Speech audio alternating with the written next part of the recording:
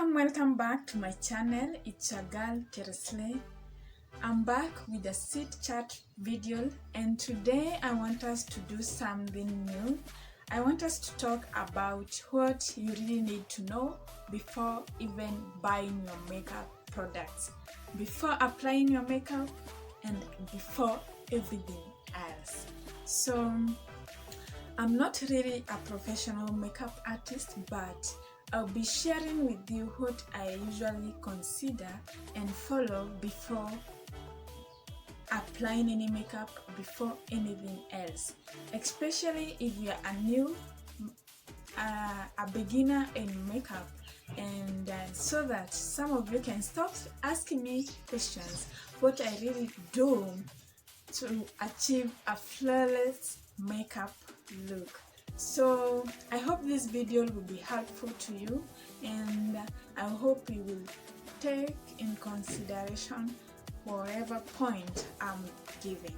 So I have written down some of the points down here so that I don't get a point to miss any point, any tip. So I want to try and give you everything that I consider when applying my makeup, so that you can join the team, you can join the makeup family team. Our first point will be identifying your skin. So by skin I mean there are those people who are dark in color, and it's not bad to be dark, it's because that is melamine and it's good for your skin. So when it comes to those people who are brown, there are two types of brown. There is those people who are yellow in color, and there are those people who are white, and both yellow and white are brown. So when choosing your makeup product, make sure you don't go for white and you're a yellow person, because you will really look weird. So when you are dark in color, don't go for a brown product, a brown person makeup product. So because you will look funny, I'm telling you. You will end up looking, your face is brown, your neck is dark, your fingers, your hands are dark, and the only part that you are brown is your face, and I'm telling you, it will not look good. Even the appearance of the makeup will not be that cute. So you really need to consider your skin tone. Next step that you need to do before applying your makeup is wash your face. I think this is a bit obvious, but some of you may end up forgetting about this point, but you really need to first wash your face. You can wash your face using some warm water to cleanse everything out. So if you're not doing your skincare routine, you can wash your face with warm water. You don't need soap. So by doing that, your face will be ready for makeup. So our next point is when you are doing your foundation and your concealer. So when choosing your concealer, you think your concealer or your foundation. Let's start with the foundation. Your foundation, you really need to go for a foundation that is a little bit lighter than your skin, and for the concealer, you need to go for 2 shades lighter than your skin tone.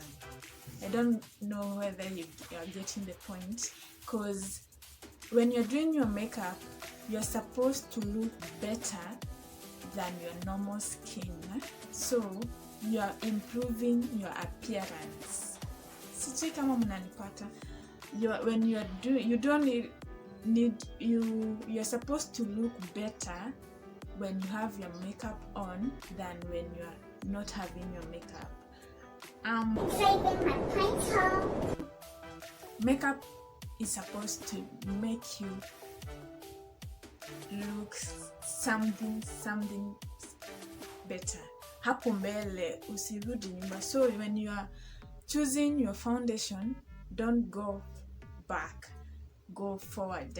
Don't choose for a foundation that is darker than your skin tone, because you will not look like you have any makeup, and it will not look really good.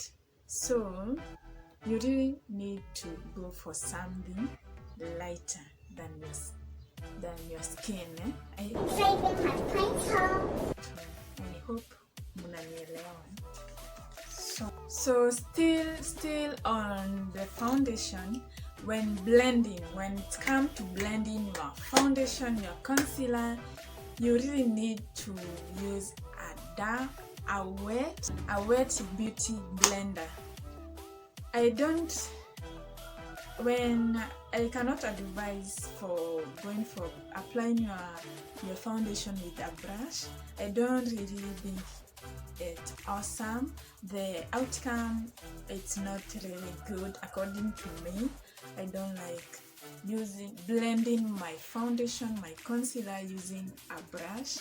No, I really don't advocate for brush in foundation.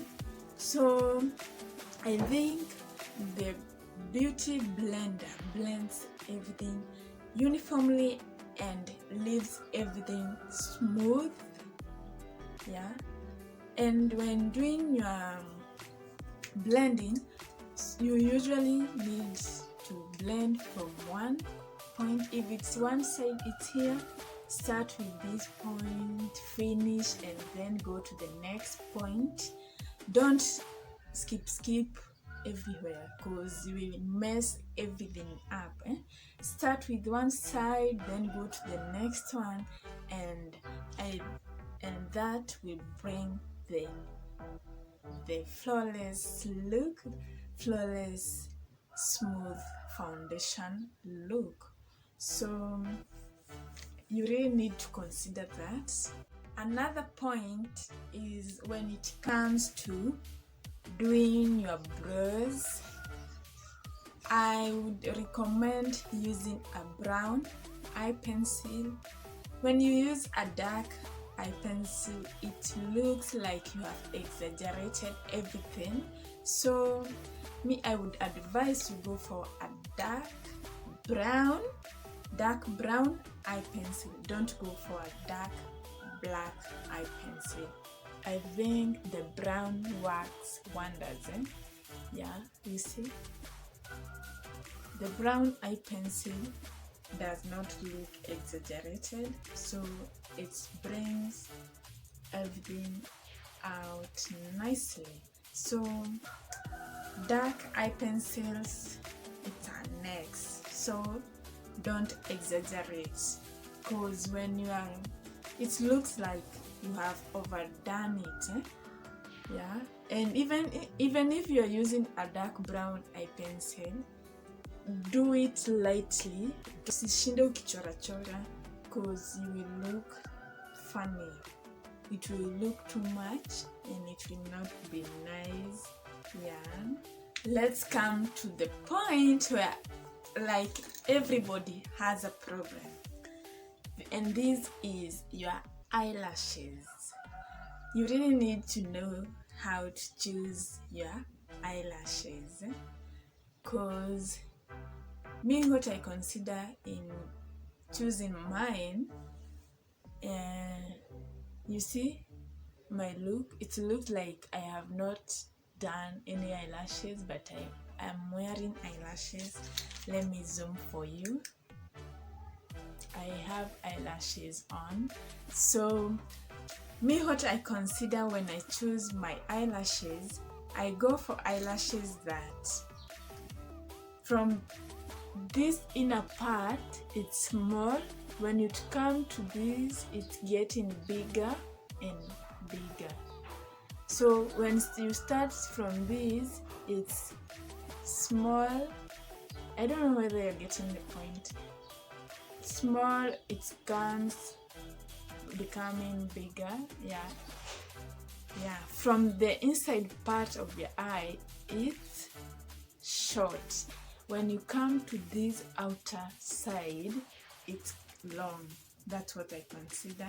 And then when applying, before applying any glue on the eyelash, I first put it on. When it's new, it has a little bit of glue, so I come and measure my eye size, because some eyelashes do come and they're very, very long.